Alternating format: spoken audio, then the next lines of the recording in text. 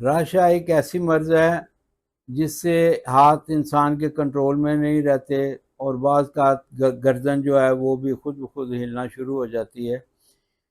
بندے کو کھانے پینے میں بڑی دقت ہوتی ہے، چائے کا کپ نہیں اٹھا سکتا، وہ چھلک جاتا ہے۔ یہ بڑی اذیت ناک مرض ہے، اللہ سب کو محفوظ رکھے۔ اس کے لیے آپ نے یہ نسخہ بنانا ہے۔ اگر خدا نہ خواستہ کسی کو راشا ہے تو یہ دوائی استعمال کریں، انشاءاللہ راشا بالکل ٹھیک ہو جائے گا۔ مونگی سبز ایک دال ہوتی ہے، لیکن مونگی سبز آپ نے سالم مونگی لینی ہے۔ 100 گرام مغز بادام، 100 گرام کاجو، 100 گرام